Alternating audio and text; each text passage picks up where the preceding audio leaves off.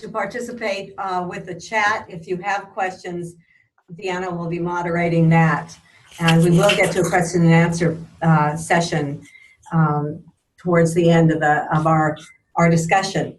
I want to open the conversation with a quote that I got from one of my research projects.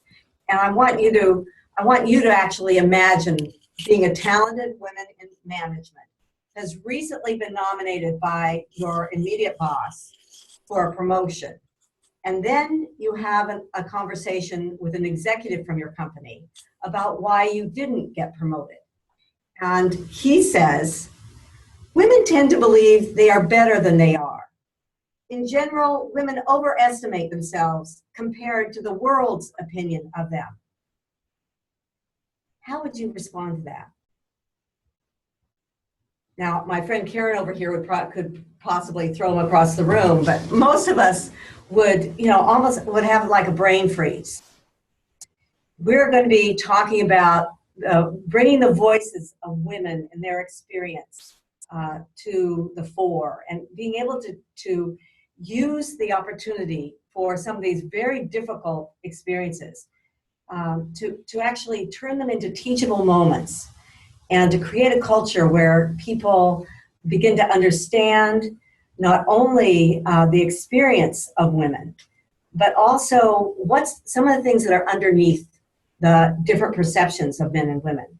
I'm Bonita Banducci, and I teach gendered engineering at Santa Clara University in the graduate program. I've created a framework for understanding gender differences in terms of differences in competencies. I found it really valuable to frame differences as competencies. So the guys who are often coming from a world of skills and objects and action can actually see, oh, I can use this. I can use her for this. This is useful. We often talk about differences in terms of differences in traits or styles. And the people that I call more individualistic people from a world of again, skills and action and objects. They don't know what to do with style or trait. So we're going to be, my colleagues here and I, because all of us are working together now in bringing what we call this gender competence work through our affiliation in gender work. We are bringing new solutions to these issues and these concerns. We've titled this session Elephant in the Valley because this brilliant opportunity has occurred where there has been a website now founded by a group of women here in Silicon Valley to actually capture the experience and create it as a report on what people have experienced in their careers. And it's called Elephant in the Valley. I'm going to have Abha over here explain to make sure you all understand this perhaps very American expression. Abha? So I think American or global, I'm going to create a little bit of visual for everyone. So I want us to imagine you're working on your desk or in a conference room, your workplace, and there's this big elephant that's there walking around. What is the impact? Now, some people can see it, some cannot see them. But what is the impact that it has when there's an elephant walking around? It disrupts your work. Sometimes it can hurt you. You can't see your co-workers even when they're there because there's this elephant in the middle. And some of us can see that elephant, some of us cannot see that elephant. It can be invisible to us. But irrespective, it causes sometimes hurt, sometimes disruption in work. And as a result, we see either people leaving work, or it hinders productivity, innovation. And if we want that elephant out of the room and out of our workplace, the way we start with that is we start off by acknowledging it, being aware of it ourselves, acknowledging it, talking about it, so that we can collectively then work on moving that elephant gently out of that room. So, great, thank you, Abha.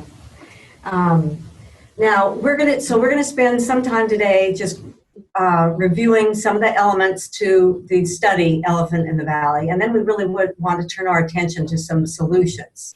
So I want to first have the panel introduce themselves. I already said I teach at Santa Clara University. I also am a consultant and coach. I'm one of the founders of the Global Women's Leadership Network, and I've had a great deal of experience in business as well.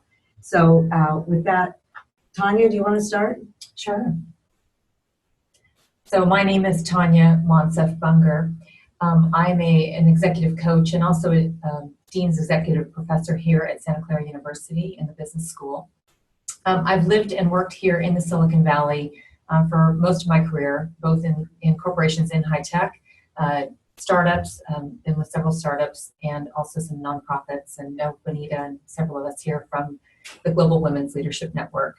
And my passion is around bringing global harmony into the workplace and actually seeing how we can really access talent, no matter how it looks like, in the workplace, and really bringing everyone's best gifts to the forefront.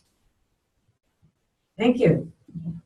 Abha? My name is Abha Singhvi, and I'm a business consultant and a leadership coach, and also teach at the Leavey School of Business at Santa Clara University. And I have an MBA or certifications in life coaching and business and leadership coaching. I've started a couple of companies in the past, sold one to Monster.com, and co-founded Global Women Leadership Network. Currently serve on two different boards, two different nonprofit boards, one working on domestic violence and trafficking, and the other on female infanticide and feticide in India. My passion is around empowering women through leadership development, education. Thank you. Karen? Hi, I'm Karen Cornwell. I've worked as an executive in the tech industries, including semiconductor, power generation, and contract manufacturing. I have a bachelor's and a master's in engineering and an MBA. I've held leadership positions in engineering, marketing, and product management. I've spent 20 plus years in Silicon Valley, and I've really seen the whole spectrum of what can happen, both the bad and the good, that can happen in terms of the support women get in the tech industry. Early in my career, I led diversity teams, which really started my lifelong quest to improve the acceptance and utilization of a diverse workforce. Amani? Hi, my name is Dr. Amani Albakri, and I'm from Saudi Arabia. About 9 years ago, I moved here to California Bay Area, and I earned my master's degree in public administration. The end of this year, the last year, I got my doctorate in organization and leadership with the focus in women in leadership. My research, I wrote a couple of researches and studies, but my dissertation research was, it is called Voices of Women Leaders in Saudi Arabia, and was conducted in Saudi Arabia, in my home country. I'm a certified coach and trainer. I worked I worked to train women when I was back home, and I'm aiming to train more and to work with more women and girls when I go back to help them to enter the workforce. Recently, I joined genderwork.com as a consultant. Great. Thank you so much. So Elephant, let me just give you some background on Elephant in the Valley. First of all, it was a group of 100 plus women, highly accomplished, upper level managers and founders. 25% were CXOs, 11% founders, 11% in venture, and also employees from very large firms. And each of them had at least 10 years of experience. 91% of them were from Silicon Valley, and 77% are 40 years or older, and 75% have children. Now, for you to look into Elephant Valley, I just want to make sure that you know that that it's easy to find. It's elephantvalley.com. and they're also podcasts now. And our Tanya's going to talk about some of the things that have been just this week. So there's plenty of coverage about it. I want to take some examples here.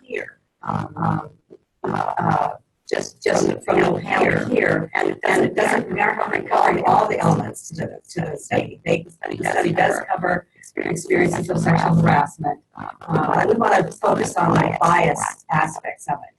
And one of the most critical experiences of women in terms of being assessed for their leadership is are you too hard or too soft? So who has a story about too hard or too soft? I can share my. So when I conducted my study, I had to interview some women leaders in Saudi Arabia, and most of them, they were working in like what we call a mixed gender workplace, because as you know, in Saudi Arabia we have sometimes we have separate premises for women and separate, like men can be separate from women, but these women particularly they work with men. So when I interviewed them, most of them reported that they have to act in let's say a hard way, or act as a little bit like men. So when I asked why, they said always women expected to be superhuman, and they always feel like if they don't act the way they are, no one will take them seriously. And for sure, in a conservative culture, that has a big impact as well. And some of the ladies told me as well that they want to outdated the stereotypes about women being so emotional and sometimes so soft, and they cannot handle like a managerial position. And another thing, I asked them if they prefer a female boss or a male boss, and let's say about 80 to 85% said a male boss, because they feel like most female bosses or leaders, they lack personality, they hide their emotions, they try to be very harsh and unfriendly, so they show that they're fit in that position, very fit, very good, and they can and they feel like if they act this way, they look more professional. So it's a perfect example of what we call the double bind, too hard or too soft. And actually, just so that you know the statistic, that on Elephant in the Valley, it was 84% of the women that were interviewed had been told that they were too aggressive. Tanya, did you want to add something? Yeah, I want to add, I having worked in the Silicon Valley, I think all my career, to add on what Amani said, what I found was that the role models, or the people that I saw being successful, were typically men, because that was, at least at the time when I started, that was what there was. And it was a very competitive and a harsh environment. So in order to succeed, I had the belief, at least, that was the way in which I was going to succeed, is I had to adopt this too hard exterior, almost like a suit of armor, putting on like my Wonder Woman costume, as you said, right? Like, and going out into the workforce to succeed. And so, as you said, Bonita, we have this double bind, right? I think people do want to have us be more integrated and be more balanced, and not be either one, right? We're not a binary kind of world. You're not hard or soft. You're a spectrum, and there are times in which you can play both those roles. We'll talk more about that, I think, a little later. Yeah. Great. Thank you, Tanya. Now, another aspect that was covered in Elephant in the Valley was no seat at the table. 66% of the women felt that they were excluded from key social or networking opportunities because of gender.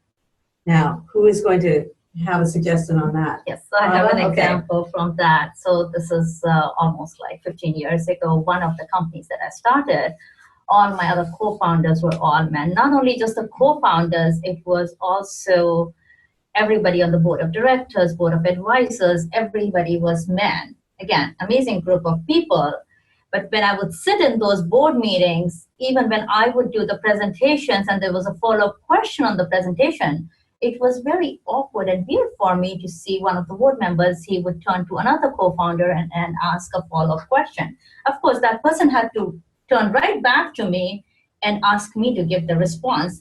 But it was very interesting to just see the questions go off to men in the group and had to work through it.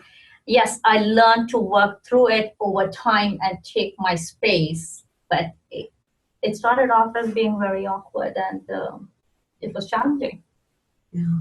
And I've had the experience with one of the executive groups that I worked with. They were stunned to realize that some of the women had actually taken up learning how to play golf in order to be able to be included in the golf tournaments.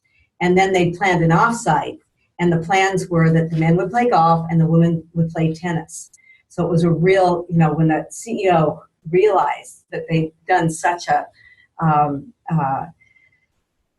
disregarding of the women, it was really quite impactful for him to see this. And this is one of the things that we want to emphasize is we want to be able to bring these experiences and use Elephant in the Valley or maybe create another vehicle. I know that we talked about Global Tech Women perhaps creating something that is even more global for people to be able to use to teach your colleagues without having to necessarily say your own experience, although that would also follow, but using the voice of women and their experience. Anyone else with no seat at the table experience? Okay, then the next one is unconscious bias. Now, actually, I think Abha's example is also definitely an example of that. 88% have experienced clients, colleagues, and in the environment, address questions to male peers that should be addressed to them. So that was really your example, and it's such so insidious without people knowing it. Now, did someone else want to have an example of this? I'd love to share a story. Okay, Bonita. Karen. So I've had a couple of examples. I had a spectacular boss very early in my career, and we were at a very important meeting with a client, and I'm giving a presentation for like a couple of hours, and the customer continued to ask my boss, who was also in the room, ask him questions while I was giving a presentation. And he handled it magnificently. He really did, Bonita. He said, well, Karen is actually the expert in this area. Why don't you ask her? And that, of course, put me in the full driver's seat for this. Later, I have had other bosses that handled it quite differently. I had one boss, and he would get asked a question while I was giving a presentation, and then he would proceed to answer the question and answer the next question and answer the next question and never, ever refer to me. And of course, what ended up happening was then after these meetings, who was the customer going to call? Well, they called him. And then he proceeded to get mad at me. Why is the client calling me? And I'm like, well, because you keep answering his questions. But he was totally unaware of what he was doing, right? Yeah. Until it came back in his face, right? And it's like, wait a minute, this is more, Karen's supposed to be dealing with this. So it was a lot more work than he had anticipated. But he had to go through that cycle to learn that he needed to do something different. And it wasn't painless. It wasn't painless for either him or I or the client. Yeah. Oh, thanks. Okay, next. Let's see. Impact on family. Impact of family. Yeah. Who has something on that? Well, let me just give you the statistic first. 75% of the women interviewed were asked about family, life, and marital status and children in interviews. Not something that is supposed to be done. But again, let's hear some examples of family. So it's interesting. I've always been a working mother, and found this very challenging. Right? Is how do I balance who I am at work and who I'm supposed to be at home? And as an executive, I was hiring people and expected to hire people. And in our company, we would have a question oftentimes. If I was hiring a woman, the question I would get asked is she married? Or does she have kids? Or is she planning on having kids? And in the United States, that is an illegal question. You actually cannot ask that question. I know in other countries that is a valid question, but here in the United States, we can't ask that question. But there was an underlying message to me, even as a working mother, which meant if I didn't pull my weight, or if I let family interfere, that somehow I was going to be less valued in the workplace. And I don't know that that was the CEO's intention in asking that question of me, but that is definitely how I felt. And I know when I was working, I probably in some regards sacrificed my own family because I felt like I had to do that in order to succeed. Amani, I know you had some just from your research. I'm just gonna talk about my hometown, about Saudi Arabia, and what we are facing right now. Because in the past, men used to work and women used to handle, like, to be traditionally responsible about the home, about raising the kids or taking care of the whole home.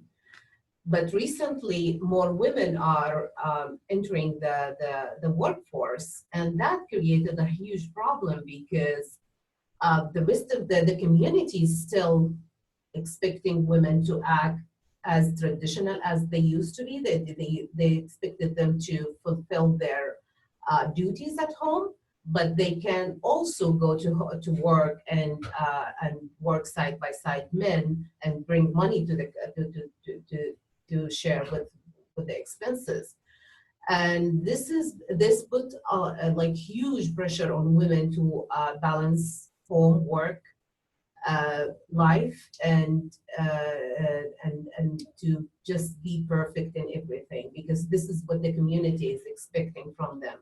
The second issue this created is hiring women, because employers actually they ask you if you have kids or if you are married, and I've been asked if I'm planning. I'm a mother, so if I'm planning to have more kids. And so this is another obstacle in hiring women, because employers think not once or twice, 3 times or more about hiring women, because they know that they have a conflict in balancing home work life. And another thing in promoting women, because some women, they just drop out work and quit their jobs because they cannot juggle both at the same time. Thank you. So actually, now we want to move into solutions.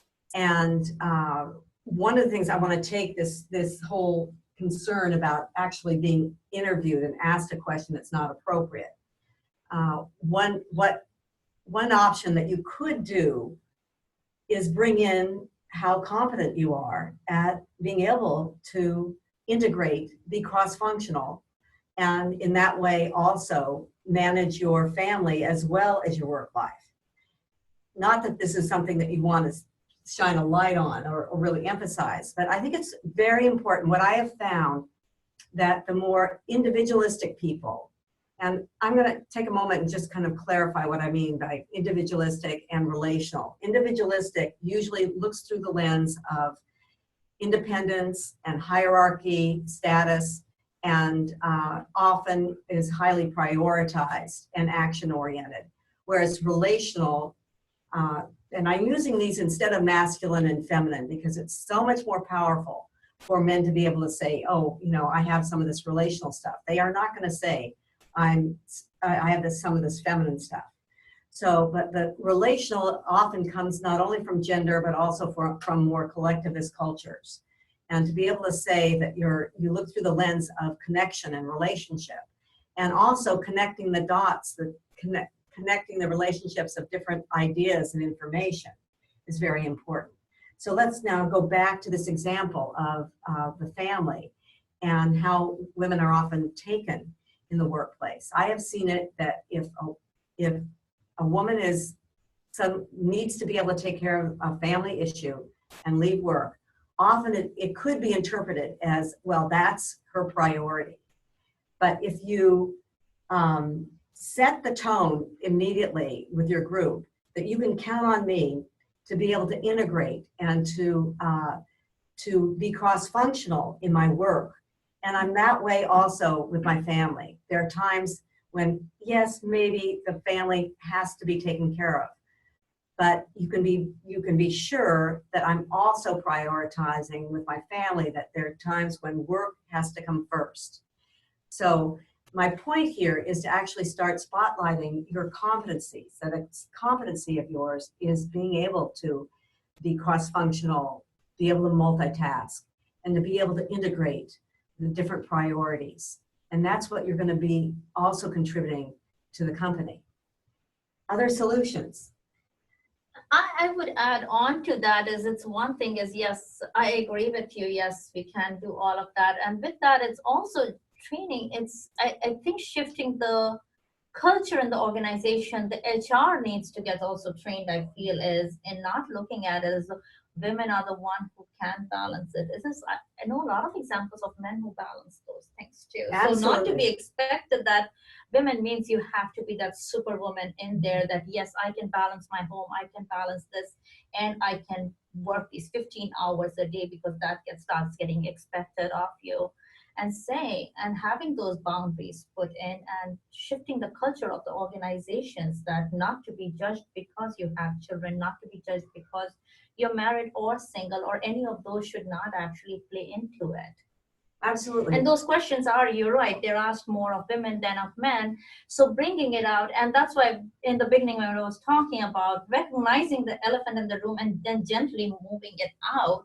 And that moving out gently is going to be working with the men also and figuring it out. Okay, what are the questions that are being different, and having those conversations with the HR, and they're having the conversations with the manager and saying that. I'll never forget an example of a senior executive telling me that whenever he has his son's soccer game to coach, he would say that he had an outside meeting. And he realized that he needed to change that so that he was actually also supporting men being able to have time with their families. But again, it was like an aha admission for him that he had just automatically told people, oh, I have an outside meeting, so that it was masking his own desire to be able to participate in his family. Well, I think that's really important, Bonita. I think that's exactly what you started with saying, right? We're trying to develop a new framework, a new way in which that we can have a conversation about these things, to unmask what's hidden, and looking at what are the questions that you can ask. How can you take opportunities when somebody does share something like that, right? Like, oh gosh, I didn't realize that I was masking that, or hiding some part of me. How can I invite in a conversation that would change that? I think it's really important here in Silicon Valley. I think we're always billed as the innovation center in the world, and this is an issue, and that's why that elephant in the valley conversation that has been started is so important. Is that we have a lot to figure out too, and these solutions are very valuable. Yeah. Karen, did you want to? I think there's a whole, like Tanya said, there's a whole education process that we really need to kick off in the Valley, and we need to make these conversations okay. And in fact, the leadership team needs to initiate these. So if you look at Mark Zuckerberg, right, who announced that he was taking off, some really long time when his child is born, right? That is absolutely wonderful and so liberating for so many women to say, look, this is an important time in my life, and I am going to go be there. Now, I'm sure he's picking up the phone, and I'm sure he's answering emails on occasion, right? But he's made a public statement that said, I need to do something else. I need to focus on something else right now. And so he initiated that conversation. And I think the leadership and the management teams need to stand up and initiate those conversations over and over again, to make it clear to people that they need to set their own priorities, and they need to set the stage to say, you know, it's okay if you need to go coach a soccer game. You know, it's okay if, for example, many dual working couples, you know, I experienced this, and one of the guys I worked with, he's like, no, I can't travel that week because my wife is traveling that week, right? Somebody has to be home for the kids. And those conversations just really need to be okay. And we can manage these things. It's not that hard. It's just that it's never been spoken about before. And so I think by having the leadership team bring up these conversations, it gives people a little more flexibility to offer that information and to have that. And you know, when you do that, you get to know each other better. You get to understand what people's priorities are and what's important to them. And then there's a whole nother conversation that starts with that really makes us all more human. What a concept. Amani? So the way I see it, like in a collective society like mine, where people look at each other and learn from each other, and this is what I'm doing actually. So I have the awareness right now. I know that women everywhere in the world and in my country as well, we need more support. We need to work with men to be to get, I don't want to say our rights, but to work in harmony together. So what I'm doing personally, I have the awareness, I have the education. So I transfer that to men in my life, like my husband, my brothers, my uncles, my nephews, and hopefully in the future my son, he's a little boy. So and by just making them aware of what we are facing, and then making them supporting us, and then take that and transfer that to other men in the community and be good role models in the community, that will be a huge change. Because like in collective societies, people look at each other and they like to be connected. They like to be just like within the group. They don't like to be out of the norm. And at least in my home country. So this is what I'm doing now. It's just like educate more men and speak and talk and just like have the dialogue with them to raise their awareness toward the issues. Okay. I was Yes. gonna say, Amani, I think that's a really great point. I think, you know, as women, we absolutely need to support each other. We all work in ways in which we can empower women, but bringing men in as champions, I think, is really the next step. And we're starting to see that here in the Valley. So I think that's a great point about, you know, starting even just with your own family, about opening this dialogue and this conversation. I just want to mention, if you haven't seen this wonderful new commercial, it's gone viral. Sheryl Sandberg has put the spotlight on it, from India. It's called Share the Load. And Procter & Gamble has created this commercial about a detergent for washing clothes, where ultimately the father and the grandfather in an Indian family is recognizing how he had never been a role model for a man sharing the load of taking care of the family. So I just encourage you all to check that out as well. Things are changing. I want to salute Procter & Gamble for creating this fabulous commercial. Now, I want to, before we get into questions in a couple minutes, I just want to bring up the... Hey, Bonita, if I can interrupt for a second, there's something going on with your mic in particular. It's making a buzzing sound. Is there a way that we can like shut off that particular mic? I don't know. The mics are up on the ceiling here. Okay. We're only experiencing it when you're speaking. Right. Shall I shift? Can I trade seats with Karen for a moment while I talk? Yeah, I think that would be best. Yes. Let me do that, Karen, and then you can still have control. Improvise. Thank you. We're great at improvising. Flexible. That solved it. Okay, great. Okay. So Karen's going to bring up this slide because I had started with this quotation about this executive saying that women have an inflated image of themselves. And I wanted to bring this up because, first of all, in terms of research, I think we are all familiar with that often women will not even promote themselves, or excuse me, they will not even apply for a job, a position, unless they have at least 90% of the qualifications, maybe even 95 or 98, whereas often men will apply for a position when they only have 30% or 40% of the qualifications. So for this executive to say that women have a more inflated image of themselves is just, you know, completely reverse of often the research. But I'm bringing up this PowerPoint, this slide, because it does demonstrate the differences of a more collectivist culture, which is high context, what I call relational, way of seeing the world, speaking, and thinking. The lines here are coming from the eyes, but they can also come from the brain and the mouth. And a more individualistic lens or low context lens.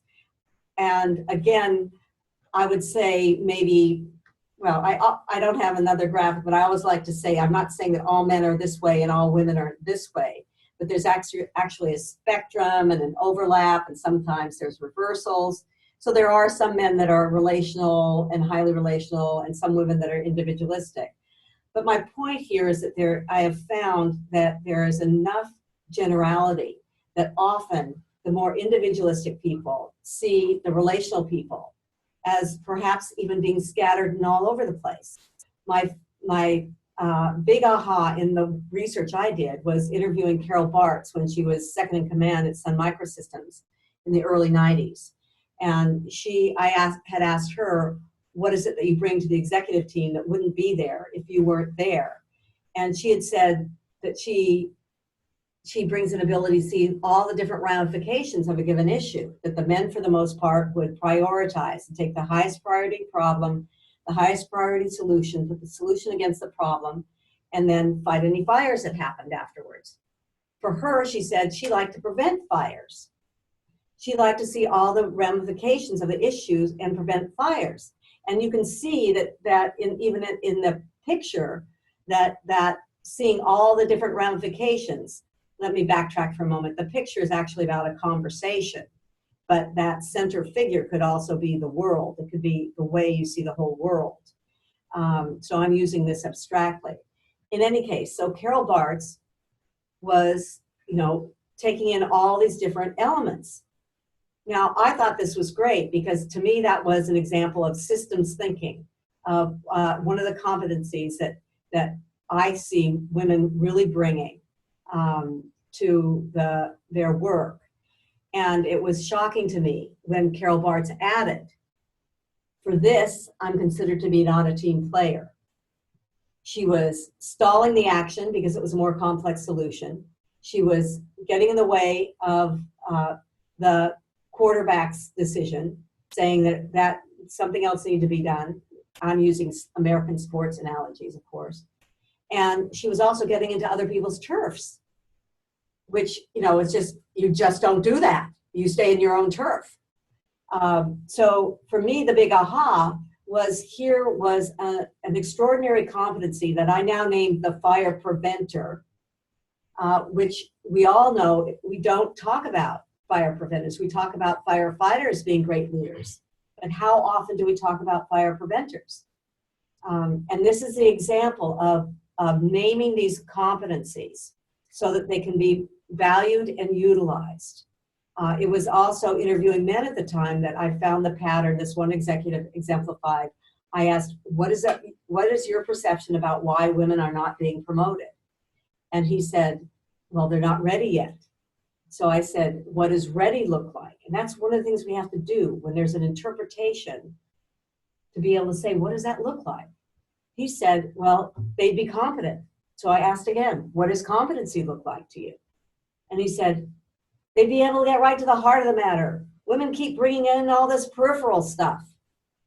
So that's what I mean when we're talking about being able to train, to have conversation, to be able to speak to the competencies that you bring that can be otherwise misinterpreted.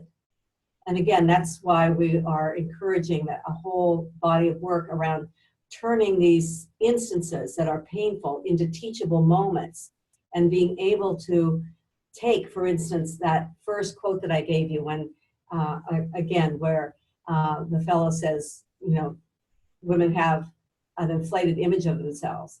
This could be part of it. We are seeing things that other people aren't seeing, and then we have no way of really being heard. Can I add something to that? Yeah. Bonita? I think one of the things that we talk about here a lot in the Valley is how do you have more talent on your team? You need talent. How do we optimize talent? This is always a question. And this this graph that you have there and the work that we're doing around shining light on both competencies as being valuable in the workplace. Oftentimes when you're hiring, you're looking through a certain lens. You're looking for talent through a certain lens. And so the opportunity here in looking at these different ways of both individualistic and relational is to begin to see, could you add someone on your team that may or may not be someone that you're either used to, have seen, but could provide enormous innovation and productivity to your team to really balance out the team in a new way. Yeah, and I appreciate this. Abha, go ahead. I wanted to add to that is I remember 10 years ago when I first heard those terms from you, I went through it's like, oh, am I individualistic? Am I relational? And because I would look at examples and say, oh yeah, I'm being individualistic. Oh yeah, I'm being relational. And so my input from that, learning from that was, don't put yourself in any box, and eventually figuring it out that more that you become aware of things, how it is, you find out within yourself that you can walk that line, that in any given project, you'll actually need both sides of it. Whether you're doing product development, you're in the vision phase and all that, you'll need to be relational. And then when there are deadlines, you'll need to become individualistic and seeing what serves you well and the team and the company well. Same as in the sales cycle, you need to be relational and then become individualistic. So what aspects are you playing and training people around you? Now, and I do want to add to that, that once you have awareness, you have choice. And you're not coming from, oh, I'm not good enough. I'm not good enough unless I'm strong and forthright. You're coming from, I have a great contribution to make, and I need to speak their language so that they understand it. That's a very different, I call it that difference becoming, the difference from becoming from deficit to coming from strength. So with, you know, we could go on and on, but I want to open this up for questions. And we have plenty more to share, but we just want to make sure that we get a chance to hear from the people participating. So. All right, so I'm going to go ahead and open the mic. So I'm going to turn everyone, I'm going to unmute them so they'll be able to hear you. If you don't want to speak, you can just turn the mute back on so that we don't hear you. But if you have any questions and you would like to participate, now is a good time to ask. Bonita, while people are thinking about their questions, somebody typed in the chat window, working notion among male colleagues. We have a lot of, let me try to, okay, thank you. Working in leadership position creates this notion among male colleagues that you are competing with them. What are the basic skills that a person can use to show competence without showing them some negative feedback? Well, my suggestion is from the get-go with a group, or if you're coming back into a group, you know, the group that you work with, you could use even being on this conference call as being an excuse. To be able to say, you know, I'm really recognizing that I want to be able to establish I am a collaborator, a team player. I want to be able to create win-wins. That's really what I cherish the most. And I mean, you may not want to use cherish, but you know, you have to, I do like to watch my language as to what has an impact. To have a frank conversation about, I don't want to be competing. I want our team to be shifting to what can we build together.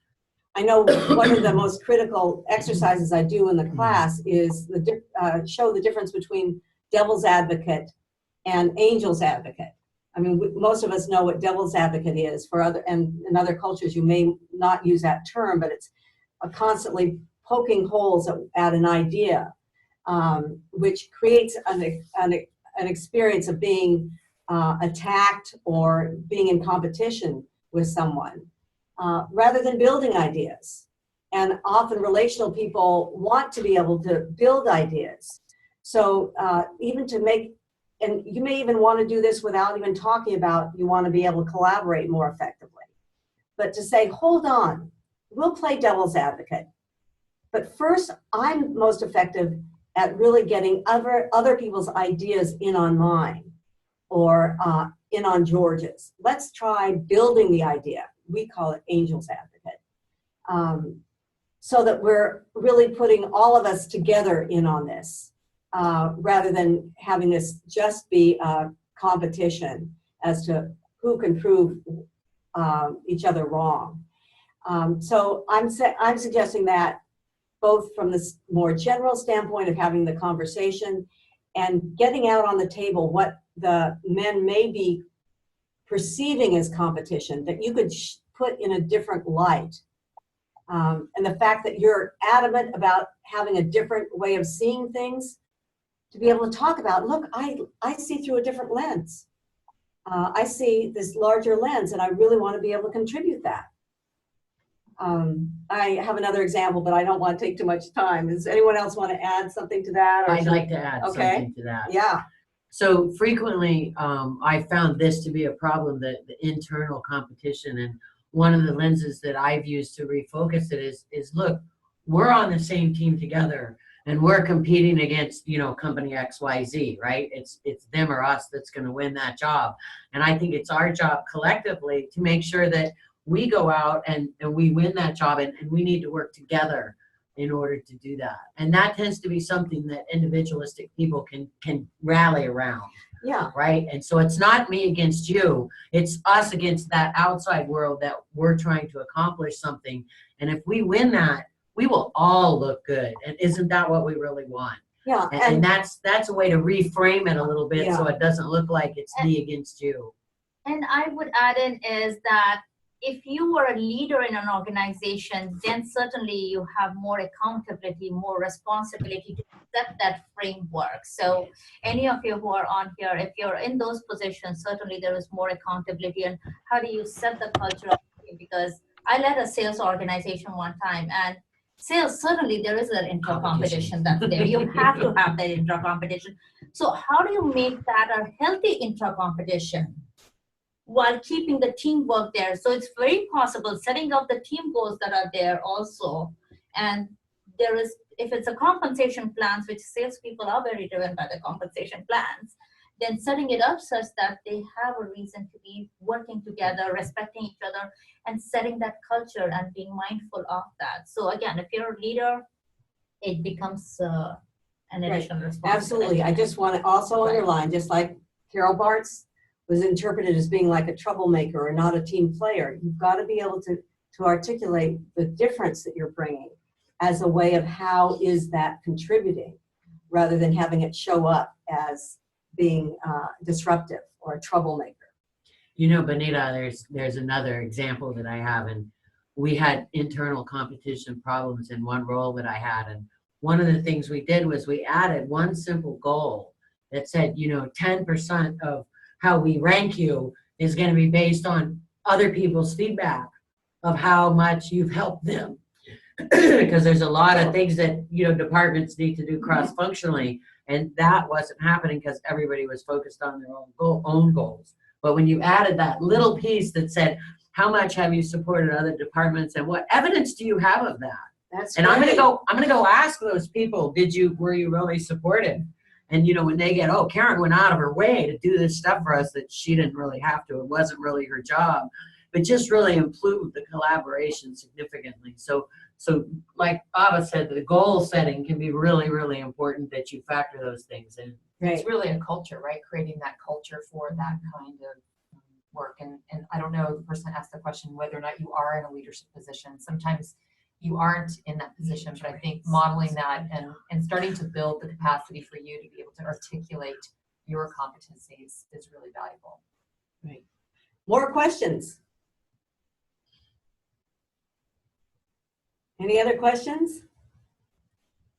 Take a moment. Often, you know, I really like it that relational people often, they want to sit back and think about it for a moment. You know. Well, and if you don't want to go on air, you can always type your question in the chat window, and I would be happy to read it back to the group. Deanna, would you scroll through who else is in the gallery just so that we can see if there are any other faces? Can you do that? And I think while you're doing that, Bonita, there's a question that I would ask. I think she has a question. She has a question. Did she raise it? She's muted, so did she raise her hand because she has a question? Oh, she waved, okay. Okay.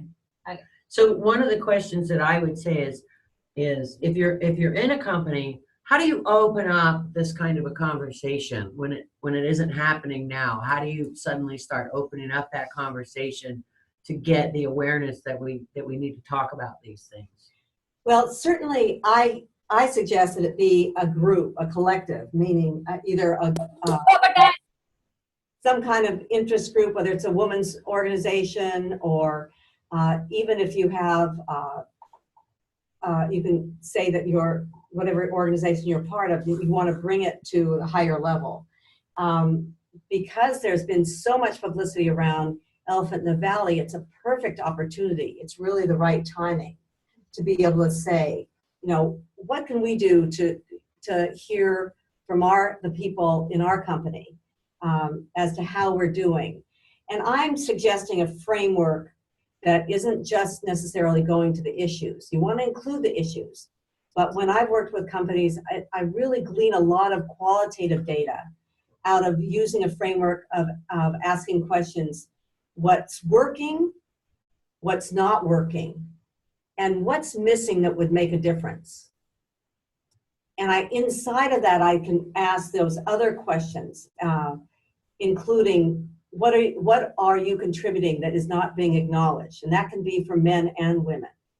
But I think it is an appropriate time for you to get together with your colleagues, whether you have a women's group within a women's organization within your organization, or whether it's less formally, and to be able to say, what can we do to really illuminate what's going on here?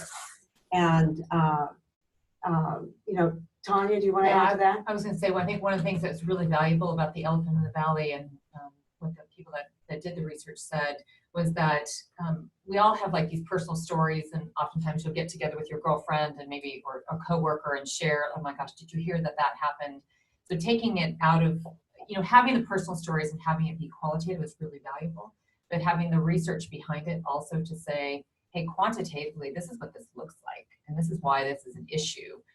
So to have both of those, I think, is really powerful in having that. So like you said, Bonita, where you begin to start to ask the questions in the company, what's missing, what's invisible, and what could make a big difference, and then to back it up with some of this research. And actually, I'm dying to add this one point that it's for us, it's so obvious. We haven't even talked about it yet, but so many people, so many companies are focusing on getting more women into the pipeline. More women into the pipeline. That's very important, but it's not the answer. It's the culture, you know, all the women that are leaving. Bonita, creates the statistic is 40% of the women who enter a tech career leave within 10 years. 40%. Yeah, 40%. So you can get more in, but you got to keep them. And that's what we're really talking about, is making the change. And I firmly stand that it's also for the creation of increased innovation and productivity. We've all mentioned that, but it's statistically being shown, the number of women on boards, the increase on return on investment, return on sales, return on equity. And that's only because we can measure the number of women on boards. Usually it also means that there are more women in the organization. We have the research now on collective intelligence from MIT and Carnegie Mellon saying that the difference for more complex problem solving in a group is the number of women in the group. So it's a very exciting time to be able to say this is both for retaining valuable talent and for increasing innovation and productivity at the same time. I would love to Amani. add a point from Yeah. my perspective. So I think right now, after the globalization and we are just like working together, I would love to see something like Elephant in the Valley website where women come and share their stories together, but to be something like bigger, something internationally, something where all women from around the world come and share their stories and learn from each other, like a community where women just like share, support, learn from each other. Because I think this is the key. This is where we have to stand up by ourselves, like each other, and learn by best practices and say that if you have this issue, if you have this problem, we have it too. If you solve that problem, this is how we solved it. Maybe you can apply this or that. Because knowing that someone in the other side of the globe facing whatever you are facing, it just make it really visible and make it treatable. And if like when I moved here, when I came here, I was like, okay, I thought in my mind before I work here and meet like awesome ladies like you, I was like, okay, in America, women solved all the problems and right now they're advanced and they're in the top.